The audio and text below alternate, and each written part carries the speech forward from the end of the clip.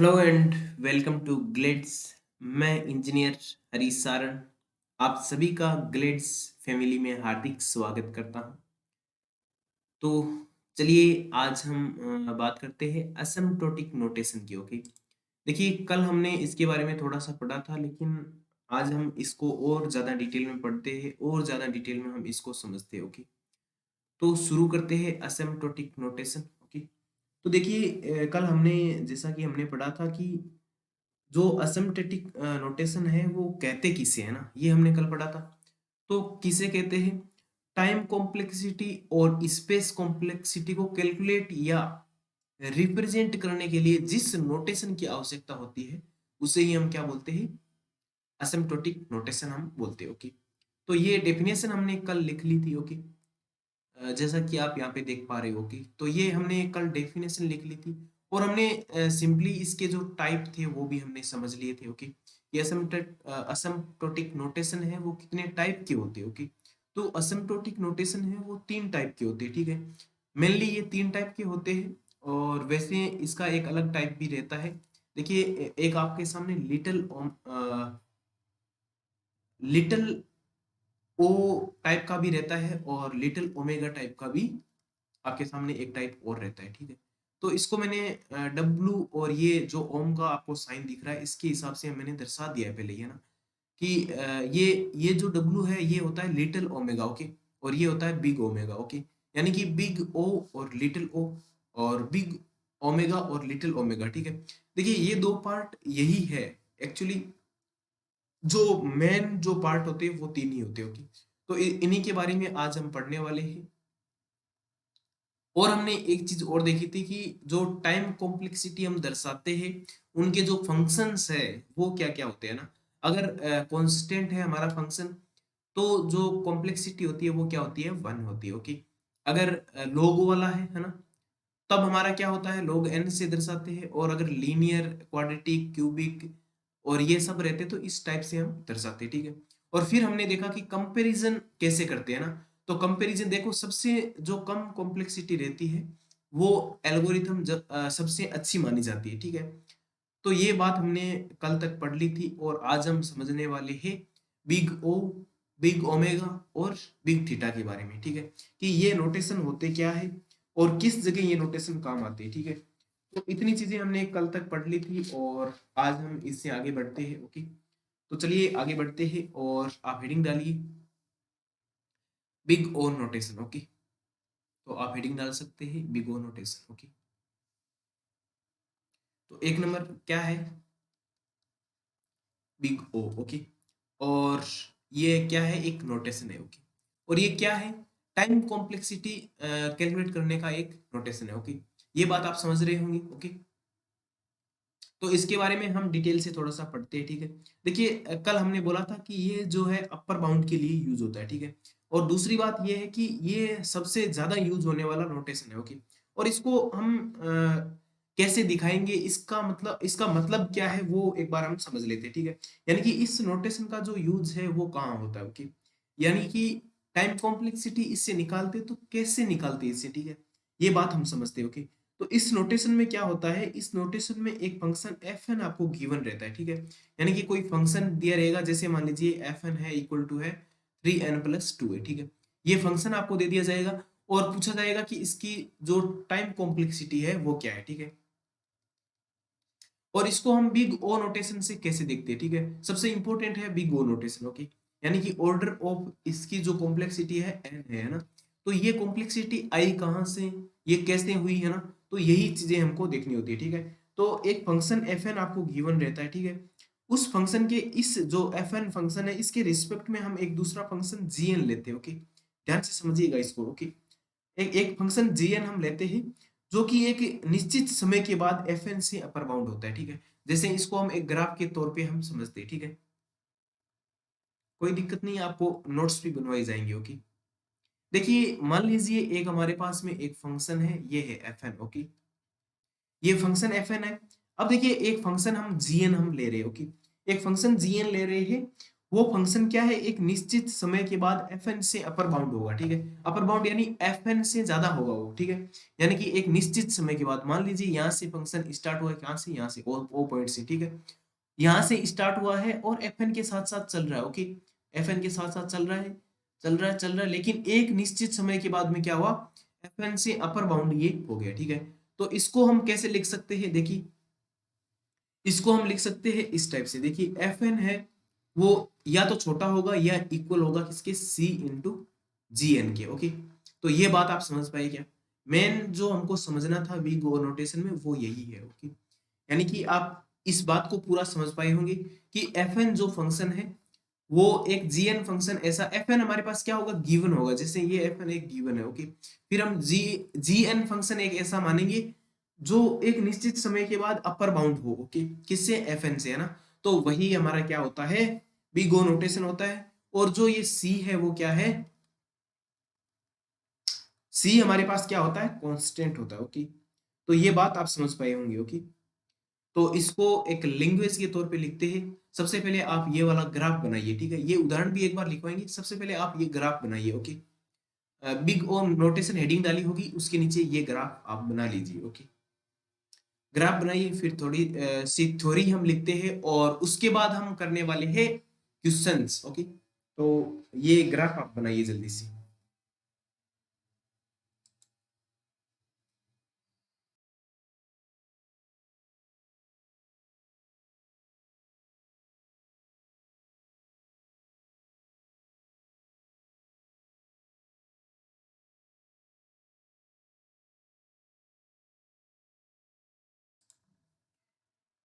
अगर आपने ग्राफ बना लिया तो ये भी लिखिए, F N is less than और equal to C dot ji N, okay. और यही हमारा होता है बिग ओ नोटेशन।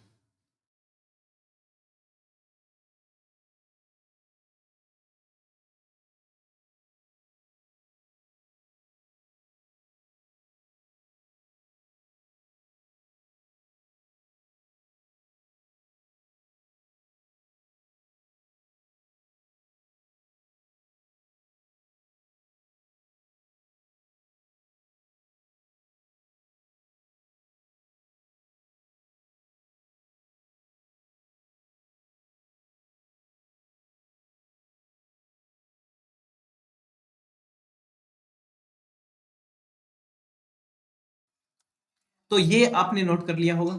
चलिए अब कुछ लाइनें हम लिखते हैं इसके बारे में, ओके। आपने बिग ओ नोटेशन समझ लिया होगा, ओके।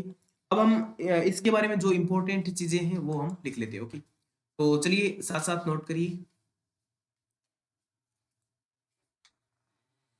चलिए साथ साथ नोट करते हैं। लिखिए, लिखिए big O notation, big O notation upper bound के लिए,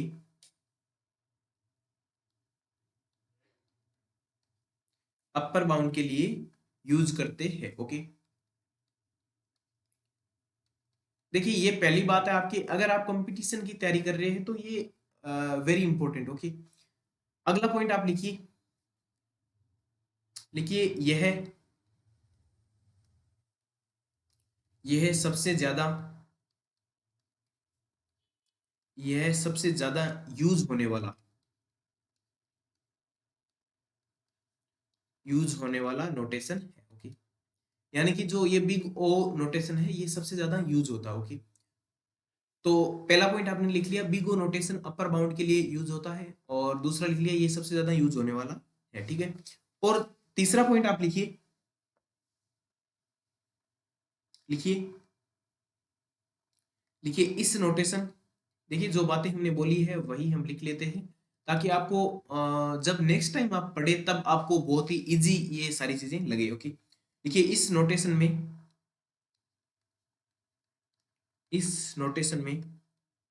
एक फंक्शन, एक फंक्शन एफ एन, एक फंक्शन एफ एन गिवन होता है, यानी कि दिया होता है, ओके, गिवन होता है।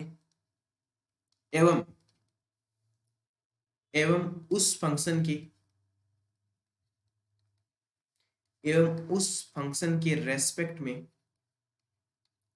उस फंक्शन के रिस्पेक्ट में हम हम एक दूसरा फंक्शन gn लेते हैं। ओके, हम एक दूसरा फंक्शन gn लेते हैं जो कि जो कि एक जो कि एक निश्चित समय जो कि एक निश्चित समय के बाद के बाद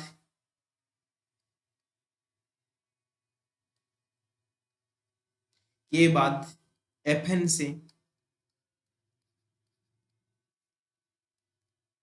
से अपर बाउंड रहेगा। ओके, तो ये बात आप समझे होंगे।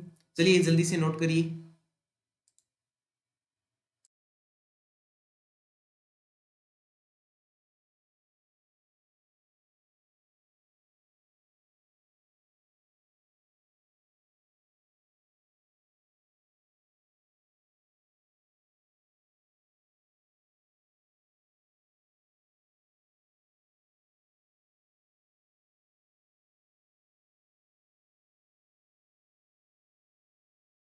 तो ये आप सभी ने नोट कर लिया होगा। चलिए अब एक हम क्वेश्चन इसके ऊपर लेते हैं। ओके, एक क्वेश्चन हम करते हैं। ओके,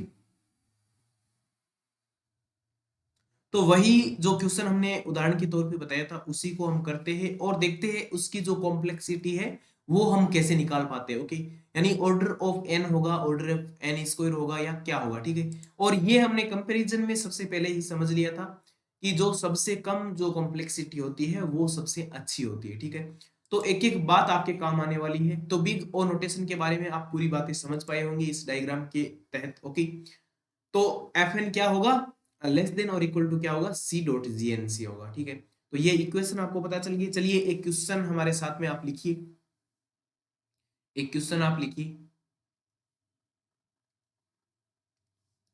क्वेश्चन लिखिए, लिखिए सपोज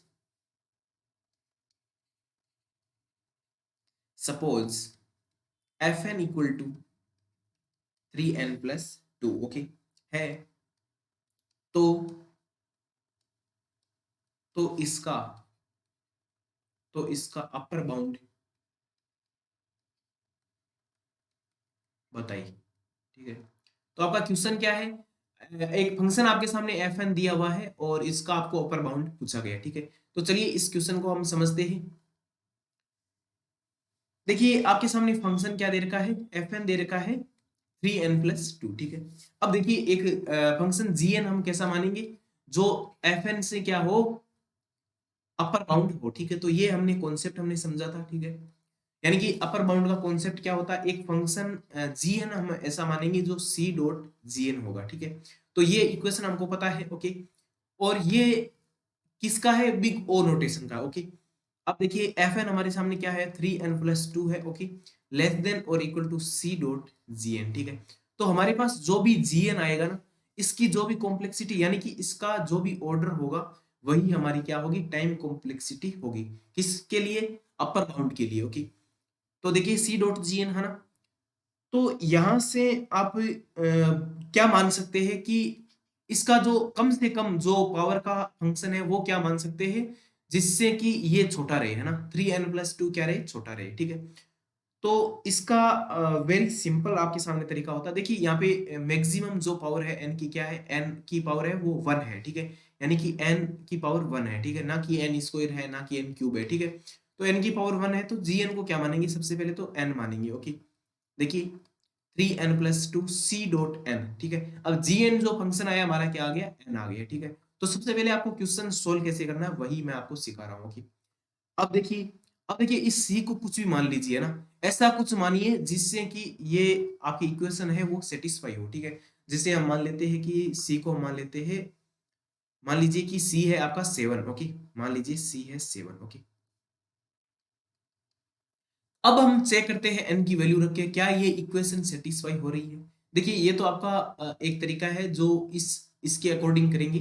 मैं आपको एक दूसरा तरीका जो शॉर्ट तरीका है वो भी मैं आपको बताने वाला हूँ। ओके, वो आपके लिए कारगर साबित होगा। ओके, तो देखिए एन की वैल्यू जब 1 रखते हैं तो इधर कितना आता है, 3 और 2 कितना हुआ, 5 हुआ, और 5 is less than equal to कितना आएगा, 7। बिल्कुल सही है एन इक्वल टू 1 के लिए। एन इक्वल टू 2 के लिए चेक करते हैं, देखिए 3 दूने 6 और 2 कितना हुआ, 8 है ना। तो 8 किससे छोटा है, 7 दूने 14 ना, तो बिल्कुल ये सही हमारा बैठ रहा है। Okay, n equal to 3। और यहाँ पे मान लीजिए सर सी 7 ही लेना है क्या, कोई जरूरी नहीं है कि सी हमारा 7 ही हो, ठीक है, सी हमारा कुछ भी हो सकता है। ओके, तो ये बात आप समझ पाए होंगे, एन इक्वल टू 3 के लिए भी सेटिस्फाई होगा, ठीक है। तो यहाँ से जो टाइम कॉम्प्लेक्सिटी हम निकालने वाले हैं, यानी कि जो ये जी एन फंक्शन है, मान लीजिए ये जी एन फंक्शन हमारे सामने क्या आया, जी एन फंक्शन आया मान लीजिए 7n, ठीक है। तो इस जी एन फंक्शन की टाइम कॉम्प्लेक्सिटी क्या होगी, वही हमारा क्या होगा, अपर बाउंड होगा, ठीक है। तो इसकी क्या होगी, ऑर्डर ऑफ एन, ठीक है। तो ये आप समझ पाए क्या ऑर्डर ऑफ एन क्या है।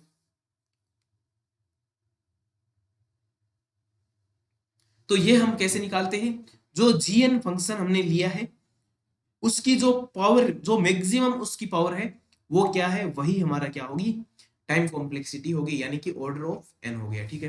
तो ये आप थोड़ा सा समझ पाए होंगे। देखिए इसका एक दूसरा तरीका भी हम देखते हैं। ओके, देखिए एक दूसरा तरीका भी इसका हम देखते हैं। ओके, देखिए ऐसे क्वेश्चंस अगर आपके सामने हो तो इस टाइप से आपको करना चाहिए, ठीक है। तो हमारा फंक्शन क्या था, 3n प्लस में 2 था। ओके, तो इसको हम सोल्व करते हैं थोड़ा सा, और हमको करना क्या था, f N is less than equal to C dot ji n हमको करना था, ठीक है।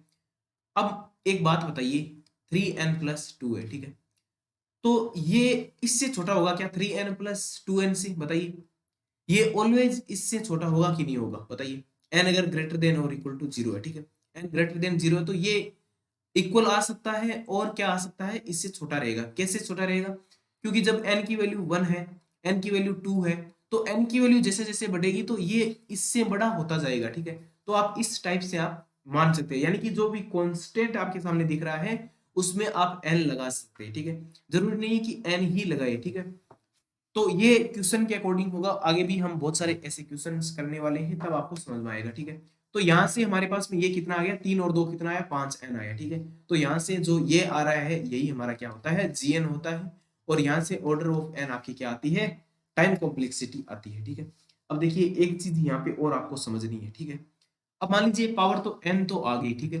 अब आप इसको ऐसा भी तो मान सकते हैं ना, 3n+2 है, ये तो भाई इससे भी होगा, 3n² से छोटा होगा, ठीक है। ऑलवेज अगर n² है या n³ है या n की पावर 4 है, तो इन सब से तो छोटा होना ही होना है, ठीक है। तो एक बात यहाँ से जो हमने कंपैरिजन हमने सीखी थी कि सबसे पहले नीचे नीचे 1 होता है, फिर log n होता है, फिर n होता है, फिर n² n³ है ना। तो अपर बाउंड का मतलब यही है कि कम से कम आपकी जो कॉम्प्लेक्सिटी है वो तो यहाँ पे n आएगी, ठीक है। यानी कि ये कॉम्प्लेक्सिटी तो ऑर्डर ऑफ n रहेगी, ठीक है। लेकिन ये कॉम्प्लेक्सिटी भी हो सकती है, यानी कि order of n², order of n³ डेस डेस डेस, है ना, यानी कि ऑर्डर ऑफ n की पावर n, है ना। तो ये सब कॉम्प्लेक्सिटी भी आपके सामने रह सकती है, क्यों नहीं रह सकती, बताइए। ये सारे इसको फॉलो करेंगे फंक्शन को, है ना, किसको, इसको, F N is less than और equal to C dot ji N को, ये फॉलो करेंगे हमेशा के लिए, है ना। तो ये इससे आगे भी हो सकती है। तो यहां से आप क्या बात समझे, देखिए ये जो ऑर्डर ऑफ एन है ये तो रहेगा ही रहेगा, ठीक है। आगे वाले भी हो सकते हैं। ओके, तो ये बात आप समझे क्या। तो हम इसे ही क्या बोलते हैं, अपर बाउंड बोलते हैं, ठीक है। अपर बाउंड का मतलब है कि इससे आगे की जो सारी है वो हमारी कॉम्प्लेक्सिटी रह सकती है, ठीक है। तो इसी को हम क्या बोलते हैं, क्लोजेस्ट वन भी बोलते हैं। ओके, और यही हमारा क्या होता है, बेस्ट आंसर होता है, ऑर्डर ऑफ एन, ठीक है। यानी कि अब अगर अपर बाउंड हमको बताना है तो यही आपका बेस्ट आंसर रहने वाला है। ओके, और अगर क्लोजेस्ट वन अगर आपका एन है तो अपर वाले भी हो सकते हैं, ये बात आप समझे क्या। अगर ये क्लोजेस्ट वन, इसको हम क्या बोलते हैं, क्लोजेस्ट वन इसको हम बोलते हैं। Okay, closest one. ओके, यानी कि ये आपकी राइट जो आपका बेस्ट आंसर है वो यही है, ऑर्डर ऑफ एन। ओके, तो ये बात आप समझ पाए होंगे। तो आप इस क्वेश्चन को नोट कर सकते हैं। चलिए नोट करिए, यहां से नोट करिए, F N equal to 3n+2 से।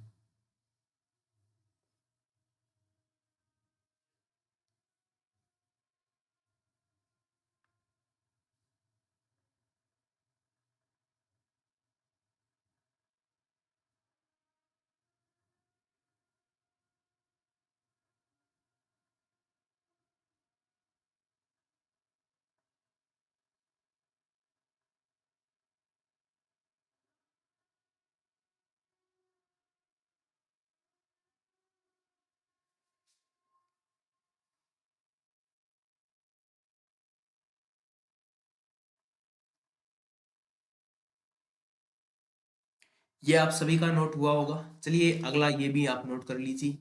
ये आपका सेकंड मेथड है। Okay, second method. ओके, और ये इंपॉर्टेंट है। ओके, आप जो भी क्वेश्चन अगर कंपटीशन में आप करते हैं तो इसी टाइप से आपको क्वेश्चंस हैंडल करने होंगे। यहाँ से नोट करिए F N equal to 3n+2 और उसके बाद में ये फंक्शन लिखिए। ओके, और उसके बाद में ये चीज लिखिए 3n+2 इज लेस देन और इक्वल टू 3n+2n। ओके, इतना लिखिए।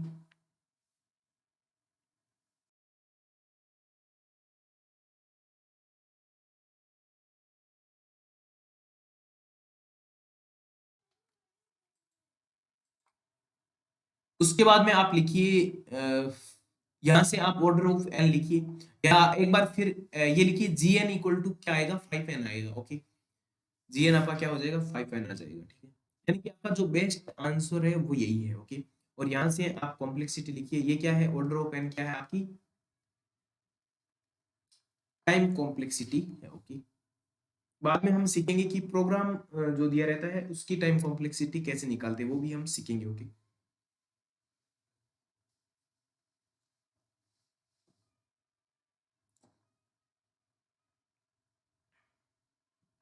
इतना नोट कर लिया है तो फिर आप ये भी नोट करिए, यहाँ पे आप लिख सकते हैं कि एन स्क्वायर भी तो हो सकता है ना।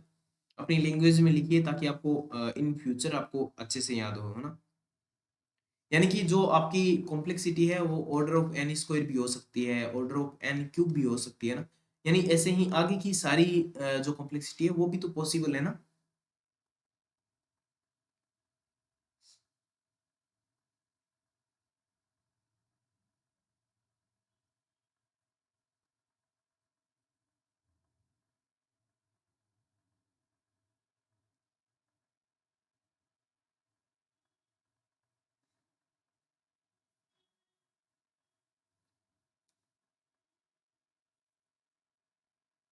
तो आप समझ पाए होंगे क्लोजेस्ट वन क्या होता है।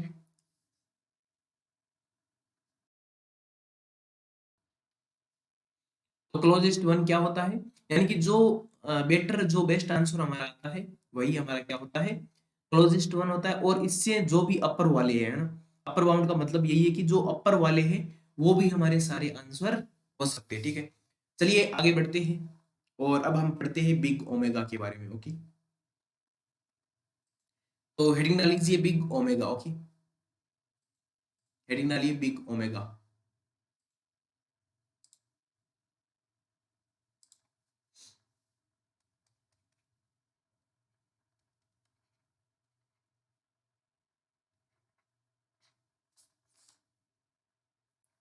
Big omega. ओके, और इसको क्या बोलते हैं, लोअर बाउंड इसको बोलते हैं। ओके,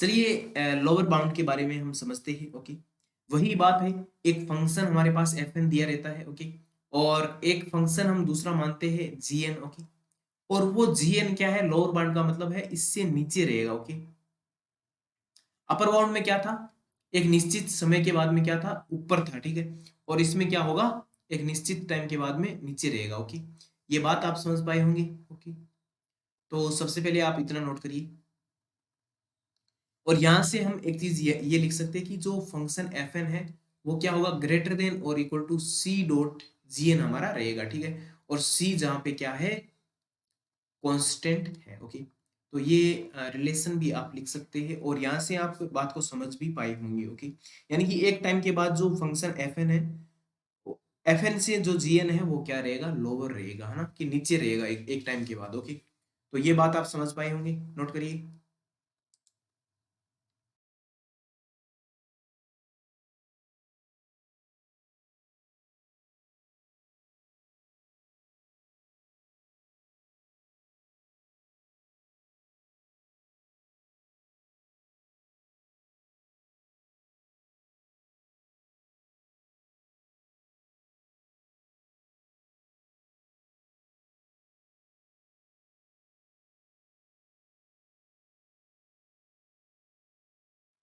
चलिए आगे नोट करते हैं और इसकी थोड़ी सी थ्योरी भी लिख लेते हैं,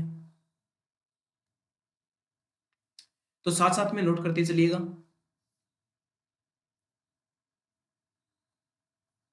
लिखिए, लिखिए big omega notation, big omega notation किसी गिवन प्रॉब्लम या फंक्शन, किसी गिवन प्रॉब्लम के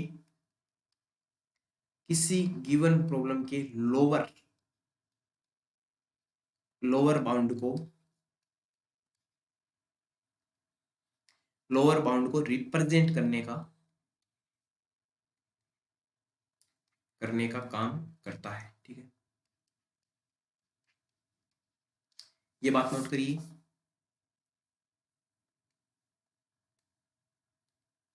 नेक्स्ट पॉइंट आप नोट करिए, लिखिए इस नोटेशन में, इसके बारे में भी थोड़ा सा लिख लेते हैं। ओके, देखिए इस नोटेशन में मतलब बिग ओमेगा जो नोटेशन है इसमें, है ना, इस नोटेशन में कोई फंक्शन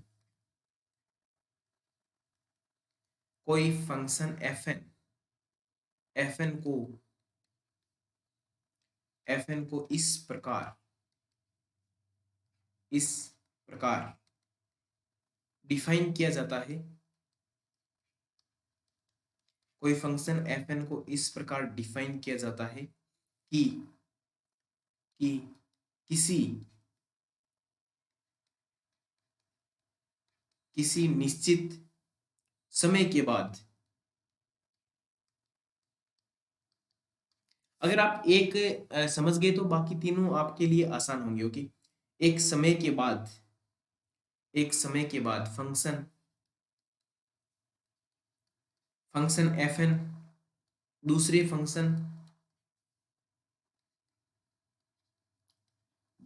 फंक्शन gn के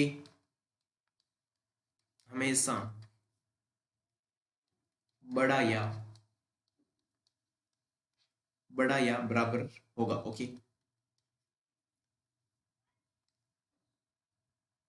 या ये बात भी लिख सकते हैं कि या gn हमेशा fn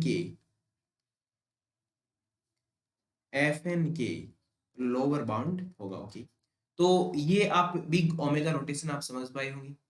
देखिए यहाँ से आप एक बार पढ़ लोगे तो इतना डिटेल में आपको पढ़ाया जाएगा, और ये आपकी फ्री की क्लासेज है, तो आपको इतना डिटेल में यहाँ पे पढ़ाया जा रहा है कि आपको और कहीं से पढ़ने की जरूरत आपको नहीं होगी शायद, है ना। एक बार आप नेट पे सर्च करके भी देखना, आपको वहां से कई गुना ज्यादा आपको यहाँ पे पढ़ाया जा रहा है। तो नोट करिए इतनी बातें।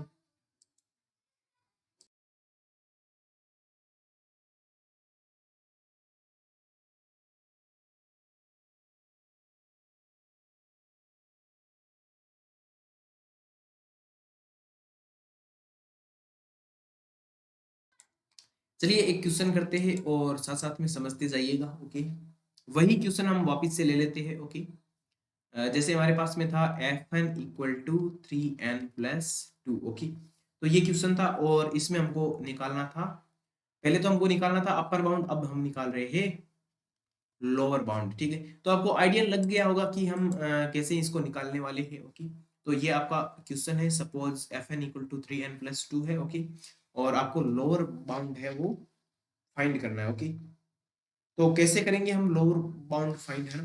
तो लोअर बाउंड के लिए हमको सबसे पहले तो पता होना चाहिए कि जो फंक्शन fn है वो gn से क्या होता है, बड़ा होता है, यानी कि gn आपका लोअर बाउंड रहता है। ठीक है, यानी कि जो भी हम फंक्शन ले रहे हैं वो क्या रहेगा, लोअर रहेगा, यानी नीचे रहेगा। ठीक है, यानी कि छोटा रहेगा। ठीक है, तो यहाँ से fn आपके सामने क्या है, 3n+2 है,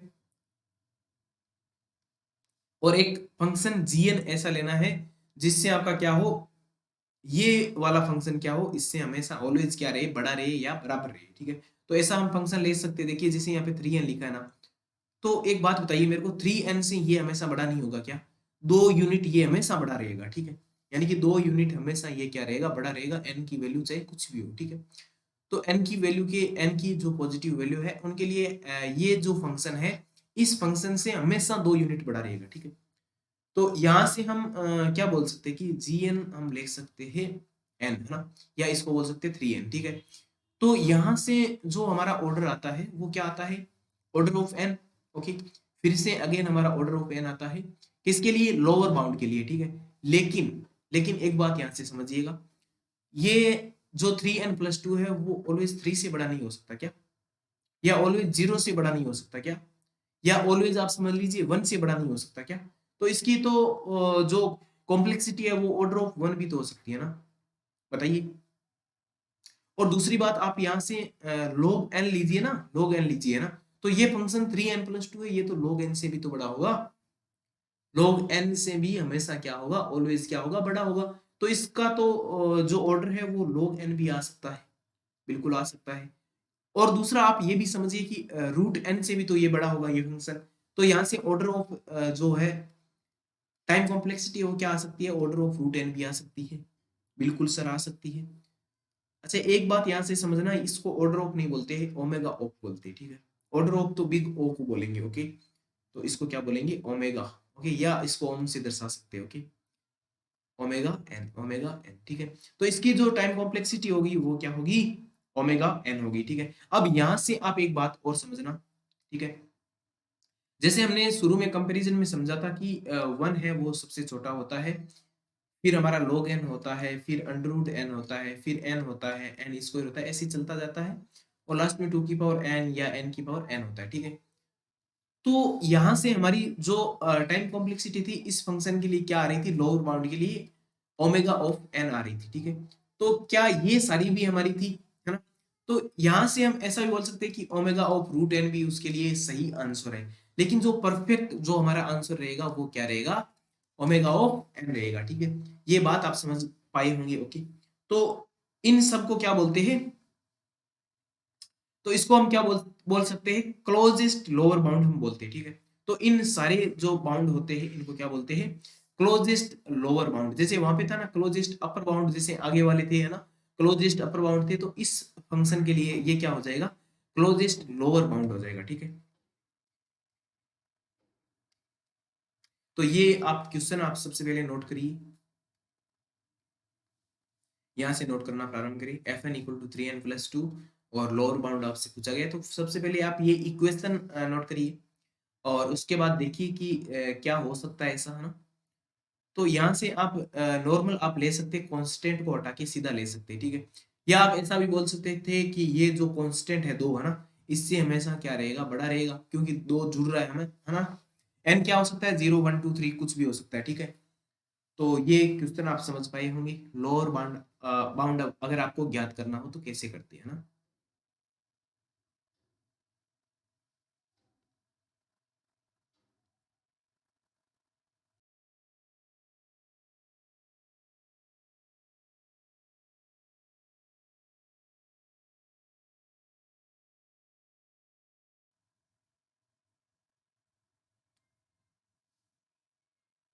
अगला नोट करिए, ये नोट करिए, ठीक है। ये आप समझ के नोट कर सकते हैं कि रूट एन भी तो हो सकता है, log n भी हो सकता है, 1 भी हो सकता है ना, ओमेगा ऑफ 1 भी हो सकती है उसकी टाइम कॉम्प्लेक्सिटी, ओके। देखिए हमने शुरू में जब एनालिसिस हमने सीखा था तो हमने बोला था कि जो टाइम बेसिस एनालिसिस होता है वो वेरी इंपॉर्टेंट होता है। वो क्यों होता है? क्योंकि वैसे ही प्रोग्राम है वो ज़्यादा स्पेस नहीं घेरता है ना। तो स्पेस कॉम्प्लेक्सिटी इतनी हमारी जो वैल्यूएबल है वो नहीं होती है, ठीक है। हमारा प्रोग्राम टाइम कितना ले रहा है वो इंपॉर्टेंट है, ओके। जितना कम टाइम लेगा, जितनी टाइम कॉम्प्लेक्सिटी कम होगी, उतना ही हमारा प्रोग्राम है वो क्या होगा? अच्छा होगा, ठीक है। तो यहाँ से आप बातें समझ पाए होंगी। चलिए आपको एक क्वेश्चन हम दे रहे हैं, वो एक बार ट्राई करिए।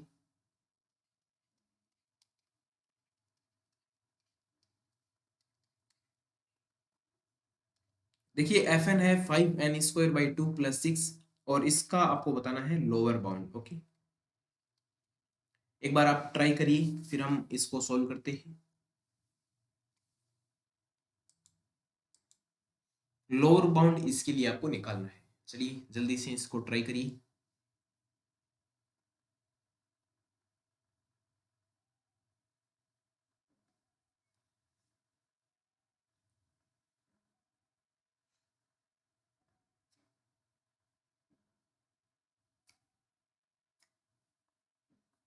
तो यहाँ से आप सिंपल सीधा पता कर सकते हैं कि इसकी जो कॉम्प्लेक्सिटी है ओमेगा ऑफ एन स्क्वायर आपकी रहेगी। क्यों रहेगी?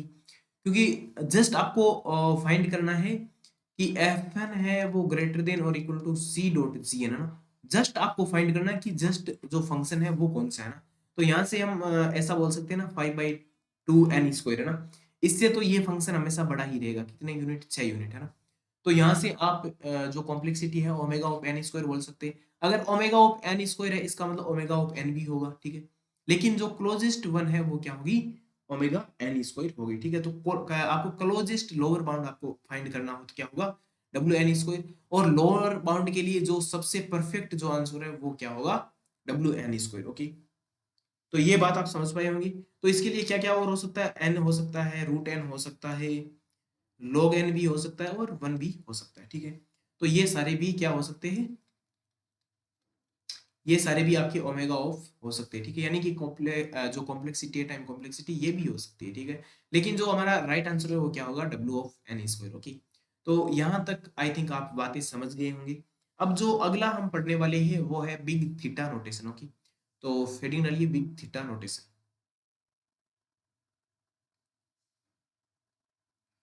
3 नंबर आपका कौन सा है?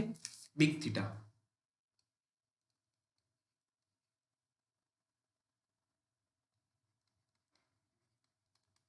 और इसी को हम क्या बोलते हैं? एवरेज। Average bound. ओके, चलिए इसको भी हम समझते हैं।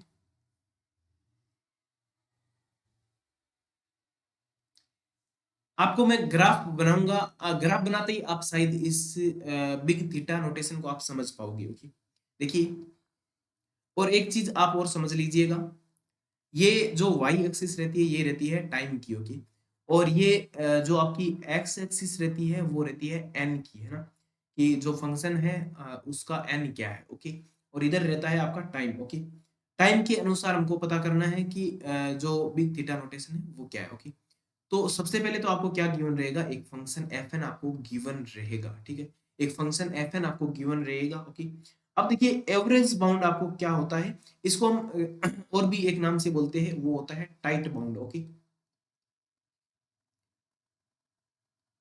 Okay, B O U N D. Okay, यानी कि इसको टाइट बाउंड के नाम से भी बोला जाता है। यानी कि इसका जो कॉम्प्लेक्सिटी आएगा वो खाली एक ही आएगा। ऐसे नहीं होगा कि एन भी आ रहा है, एन स्क्वायर भी आ रहा है, एन क्यूब भी आ रहा है, ऐसा नहीं होगा। देखना, इसका अगर एन आ रहा है तो एन ही होगा इसका कॉम्प्लेक्सिटी। ओके, तो इसको क्या बोलते हैं? टाइट बाउंड भी बोला जाता है। ओके,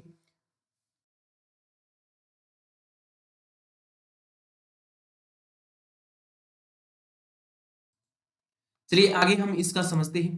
तो ये आपका एक फंक्शन एफ एन है, ठीक है। अब एक फंक्शन आपके सामने जी एन है। ओके, देखिए कुछ समय के बाद में ये फंक्शन आपका ऊपर भी रहेगा, ठीक है। यानी इसको हम मान लेते हैं सी वन डॉट जी एन। ओके, कुछ समय के बाद में ये लोअर बाउंड भी रहेगा, ठीक है। यानी कि सी टू डॉट जी एन। ओके, तो ये आप समझ पाए होंगे मैं क्या बोलना चाह रहा हूँ। यानी कि इसको सबसे पहली बात तो है कि एवरेज जो बाउंड है उसको थीटा से रिप्रेजेंट करते हैं। ओके, और जो एवरेज बाउंड है उसको ही हम क्या बोलते हैं? टाइट बाउंड भी बोलते हैं। क्योंकि इसके अंदर जो बाउंड निकल कर आता है ना, उसकी जो वैल्यू है हमेशा क्या होती है? सिंगल वैल्यू सेट को रिप्रेजेंट करती है, ठीक है। ये बातें हम समझ गए थे।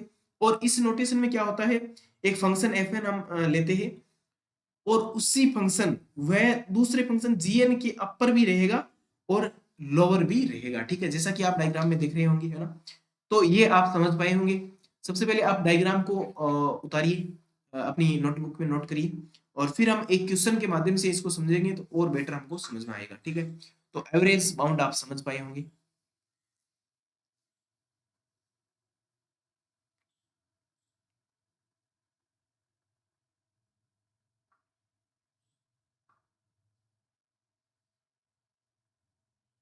तो यहां से हमारे पास कंडीशन क्या निकल के आएगी? जो एफ एन है, जो एफ एन है वो किससे तो बड़ा रहेगा और किससे छोटा रहेगा ना। तो एफ एन इससे तो बड़ा रहेगा ना, और उस सी वन वाले से क्या रहेगा? छोटा रहेगा, ठीक है। तो लेस देन और इक्वल टू तो क्या होगा? सी वन डॉट जी एन, और ग्रेटर देन और इक्वल टू क्या होगा? सी टू डॉट जी एन। यानी कि इसमें बिग ओ नोटेशन और बिग ओमेगा नोटेशन दोनों शामिल है। ओके,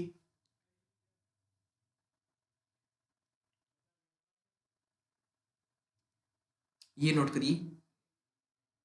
और यहाँ पर C1 और C2 क्या है, कांस्टेंट है। ओके,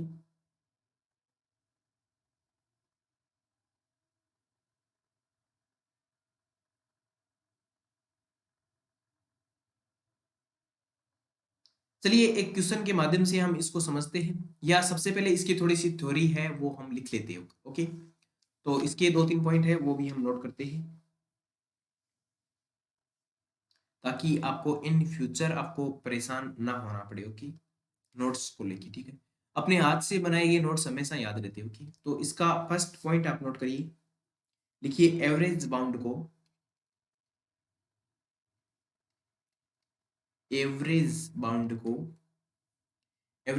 को थीटा के द्वारा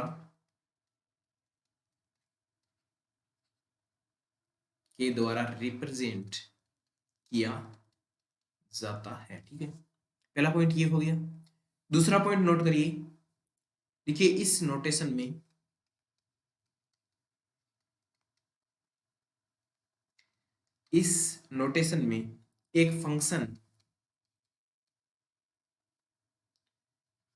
एक फंक्शन fn इस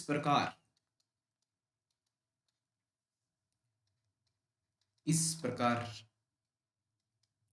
लिया जाता है, या ऐसा बोल सकते हैं कि इस प्रकार गिवन होगा कि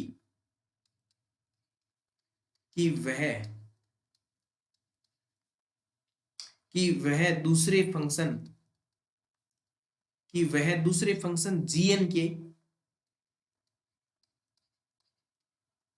gn के अपर रहेगा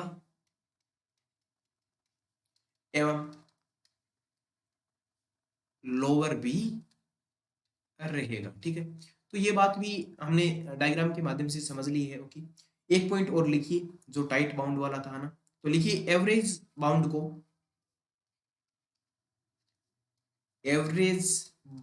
को टाइट बाउंड भी कहा जाता है, क्योंकि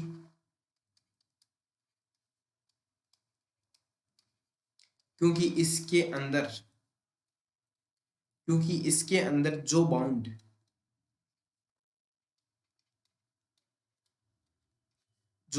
निकल कर आता है उसकी वैल्यू हमेशा क्या रहती है, सिंगल वैल्यू। ओके, उसकी वैल्यू हमेशा सिंगल वैल्यू सेट को रिप्रेजेंट करती है। ओके, जो भी बच्चे नोट नहीं कर रहे हैं कम से कम आप स्क्रीनशॉट जरूर ले ले। ओके, तो सभी का नोट हो गया होगा। चलिए अब एक क्वेश्चन के माध्यम से इस बिग थीटा नोटेशन को हम समझते हैं। ओके, वैसे तो आपका बिग ओ नोटेशन है वो ज्यादातर यूज लिया जाता है, इनका बहुत ही कम यूज आपको देखने को मिलेगा। ओके, तो चलिए एक क्वेश्चन के माध्यम से हम समझते हैं और वही हम क्वेश्चन लेते हैं। ओके, एक ही क्वेश्चन से हम सारे क्वेश्चन समझ रहे हैं। ओके, तो क्वेश्चन लिखिए एफ एन इक्वल टू क्या है, 3n+2 है। ओके, और इसमें हमको बताना है बिग थीटा, यानी कि एवरेज हमको बताना है। ठीक है, एवरेज बाउंड हमारा क्या है वो हमको बताना है। ओके, तो देखिए इस क्वेश्चन को हम कैसे कर पाएंगे। सबसे पहले तो हमको इक्वेशन याद है, C2Gn इज ग्रेटर देन और equal to is less than और equal to Fn is less than और इक्वल टू C1.Gn, है ना। जो Gn फंक्शन है वो एक बार बड़ा भी रहेगा एक बार छोटा भी रहेगा Fn से। ओके, तो ऐसा कौन सा फंक्शन हो सकता है, जैसे देखिए हमारे पास में क्या है, 3n+2 है। तो एक फंक्शन इससे छोटा तो हमने समझा था अभी अभी, जो पिछला जो हमने दो एग्जांपल हमने देखे थे, कि ये ऑलवेज छोटा किससे रहेगा, 5n से रहेगा। ठीक है, और ये ऑलवेज बड़ा किससे रहेगा, 3n से रहेगा। ठीक है, यहाँ पे आपको एक बात पता चल रही है क्या, जो gn हमारा फंक्शन आ रहा है वो किसके टर्म में आ रहा है, C.n के टर्म में हमारा आ रहा है। ठीक है, यानी कि C.n हमारा क्या होगा, gn जो फंक्शन है वो होगा। ओके, यानी कि इसका जो कॉम्प्लेक्सिटी है, ठीक है, इसकी जो कॉम्प्लेक्सिटी है वो किस में आ रही है, थीटा ऑफ n में आ रही है। ठीक है, क्या आप इसके कर सकते हैं क्या, theta of n square, theta of n cube, या थीटा ऑफ 1 ऐसा कुछ कर सकते हैं क्या? मैं बोल रहा हूँ बिल्कुल भी ऐसा नहीं कर सकते। बिल्कुल आप एक बार ट्राई लीजिए ना। जैसे अगर हम n स्क्वायर कर देते हैं, ठीक है, और n की वैल्यू हम रखते हैं 1, ठीक है, n की वैल्यू 1 रखते हैं या n की वैल्यू 2 रखते हैं, ठीक है, तो यहाँ तो क्या होगी 4 होगी, ठीक है, इज लेस देन और इक्वल टू n की वैल्यू 2 रखने में यहाँ कितना होता है 3 दूनी 6 और 2 कितना हुआ 8 है ना, और लेस देन और इक्वल टू कितना होगा 2 दूनी 4, ठीक है। देखिए ये तो हमारा फॉलो कर रहा है, ठीक है, लेकिन ये हमारा फॉलो नहीं कर रहा है ना, इसलिए क्या है n स्क्वायर नहीं होगा, ऐसे ही n क्यूब भी नहीं होगा, ऐसे ही रूट n भी नहीं होगा, मतलब यहाँ पे क्या है टाइट बाउंड है आपका, ठीक है, इसीलिए एवरेज बाउंड को क्या कहा जाता है टाइट बाउंड आपका कहा जाता है, ठीक है। तो ये उदाहरण आप नोट करिए और इसकी जो कॉम्प्लेक्सिटी है वो क्या हो जाएगी थीटा ऑफ n, यानी कि जी एन की जो कॉम्प्लेक्सिटी क्या होगी थीटा ऑफ n होगी, ठीक है, तो इसको नोट करिए। आई थिंक सभी को अच्छे से समझ में आ रहा होगा। जैसे ही आपका वीडियो पूरा होता है आप फीडबैक जरूर देके जाना, ओके, जो भी खामियां हमसे रही है वो भी आप बताइए और जो अच्छाई है वो भी बताइए, ताकि बहुत सारे लोगों तक ये वीडियो पहुंच सके और उनके काम आ सके, ओके, बहुत सारे स्टूडेंट्स फ्री में पढ़ सके, ओके, और बहुत सारे स्टूडेंट्स का मेरे को पता है, मैं खुद शुरुआत में जब पढ़ रहा था तो मेरे को भी चाहिए था कि कोई हिंदी में मुझे पढ़ाए, है ना, तो इसलिए मैं आपको हिंदी में पढ़ा रहा हूँ, ठीक है, इससे क्या होगा आप चीजों को जान पाओगे, उसके बाद में इंग्लिश में पढ़ना आसान हो जाएगा आपके लिए, ओके, तो ये आप नोट करिए जल्दी से।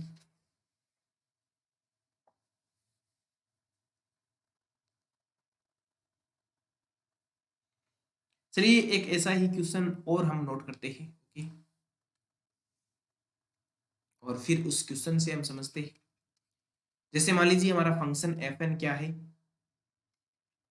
N cube plus n square plus 2n, मान लीजिए ये हमारा फंक्शन है, ठीक है, तो इसको हम कैसे सोल्व करेंगे ये हम एक बार देख लेते हैं, ओके। देखिए सबसे पहले हमको पता होना चाहिए कि जो ये एफ एन है एक बार तो किसी से बड़ा होना चाहिए, ठीक है, ओके, और एक बार किसी से क्या होना चाहिए छोटा होना चाहिए, ठीक है।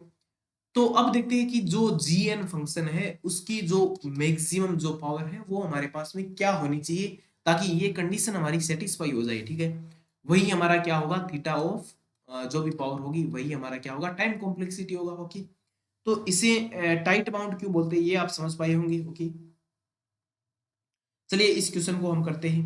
देखिए यहाँ पे क्या है n cube plus n square plus 2n, ठीक है। सबसे पहले तो हम देख लेते हैं इसका अपर बाउंड देख लेते हैं, ओके, यानी कि इससे मतलब ऐसा कौन सा फंक्शन होगा जिससे ये ऑलवेज क्या रहे छोटा रहे या बराबर रहे, ठीक है। तो मैंने बोला ही था कि जो सबसे ऊपर वाली जो पावर रहती है उसके हिसाब से हम चीजों को करते हैं, ठीक है। या हम ऐसा भी बोल सकते हैं कि इन तीनों में जो पावर है वो क्या कर देते हैं एन क्यूब कर देते हैं और जो भी रहता है वही हमारा क्या हो जाएगा अपर बाउंड हो जाएगा। जैसे यहाँ पे कितना है 2 और एक 3 और एक 4, ठीक है, तो अगर हम 4 एन क्यूब कर दिया ना तो इससे हमेशा ऑलवेज ये छोटा रहेगा ना, बोलिए, बिल्कुल सर छोटा रहेगा, ठीक है। ऐसे ही हमने सीखा था कि जो लोअर बाउंड है वो हम कैसे कैलकुलेट करते हैं, ठीक है। तो लोअर बाउंड यानी कि जो क्लोजेस्ट लोअर बाउंड है वो क्या होगा, ठीक है, तो इसको हम क्या एन क्यूब मान सकते हैं क्या। मैंने बोला था कि जो मैक्सिमम जो पावर रहती है उसी को आप मान लीजिए ना। अब देखिए एन क्यूब यहाँ पे रहेगा तो ये एन क्यूब से इतना यूनिट तो ज्यादा ही रहेगा ये वाला, है ना, कितना एन स्क्वायर प्लस 2n, ठीक है। आई थिंक आप सभी को समझ में आ रहा होगा, ओके। तो यहाँ से हमारा जो जी एन फंक्शन निकल के आ रहा है वो क्या आ रहा है सी डॉट एन क्यूब आ रहा है, ठीक है। देखिए यहाँ पर भी एन क्यूब है और यहाँ पर भी एन क्यूब है, आप चाहकर भी एन की पावर 4 नहीं कर सकते, चाहकर भी आप एन नहीं ले सकते दोनों साइड, ठीक है। यानी कि दोनों साइड ये चीज सेटिस्फाई नहीं हो सकती, ये भी सेटिस्फाई नहीं हो सकती, ठीक है। तो आप इस क्वेश्चन को भी समझ पाए होंगे कि इसकी जो टाइम कॉम्प्लेक्सिटी है वो क्या होगी theta of n cube, okay. तो ये आप समझ पाए होंगे क्यों ये टाइट बाउंड रहता है, ओके।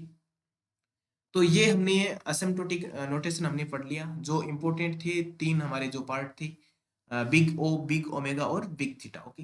तो ये आपका असिम्प्टोटिक नोटेशन है वो आपका कंप्लीट होता है, ओके। और कल की यानी कि जिस अगली क्लास में हम क्या करने वाले हैं, अगली क्लास में हम पढ़ने वाले हैं कि कोई कोड दिया रहे तो उसका हम इवोल्यूशन कैसे करें, यानी कि उसमें हम कैसे लिखे कि क्या उसकी कॉम्प्लेक्सिटी रहने वाली है, स्पेस कॉम्प्लेक्सिटी भी हम देखेंगे। तो हेडिंग डाल के आप छोड़ सकते हैं evolution of complexity of given program. Okay, evaluation of complexity of given problem. Okay, या given program. Okay, तो ये हेडिंग डाल के आप छोड़िए, कल हम इसको पढ़ेंगे। और आज हमने एसिम्प्टोटिक नोटेशन पूरा कर लिया है। आई थिंक आप सभी को अच्छे से समझ में आया होगा। ओके, देखिए एक बार फिर मैं आपको बोलना चाहूंगा कि शुरू से लेकर लास्ट तक डेली रिवीजन एक बार करके आइएगा। ओके, आपको सारा कुछ ऑटोमेटिकली समझ में आने लगेगा। ओके, और जैसे ही टॉपिक कंप्लीट होगा एंड ऑफ द डे हमको पता चलेगा कि हमें कितना चीजें हमको समझ में आई है। ठीक है, तो आज असिम्प्टोटिक नोटेशन आप समझ पाए होंगे। मैंने अपनी ओर से पूरा कोशिश की है समझाने की। ओके, और फिर भी अगर आप संतुष्ट नहीं है तो एक बार नेट पे जरूर सर्च कर लेना, देख लेना आपको कितना आपको मिल रहा है। ठीक है, और इसी के साथ मैं आज की क्लास को खत्म करना चाहूंगा। आप सभी मेरे साथ इतनी देर जुड़े रहे, आप सभी का बहुत बहुत धन्यवाद, आप सभी का बहुत बहुत शुक्रिया। ओके, तो आप सभी इस सेशन को शेयर जरूर करें और कमेंट जरूर करें ताकि हमको पता चले कि हमने क्लास किस टाइप से की है और कैसे की है, ताकि हमारा मनोबल और ज़्यादा बढ़े, हम आपको और ज़्यादा बेहतरीन आपको पढ़ा सके। ओके, तो इसी के साथ हम क्लास को ख़त्म करते हैं। ओके दोस्तों, थैंक यू।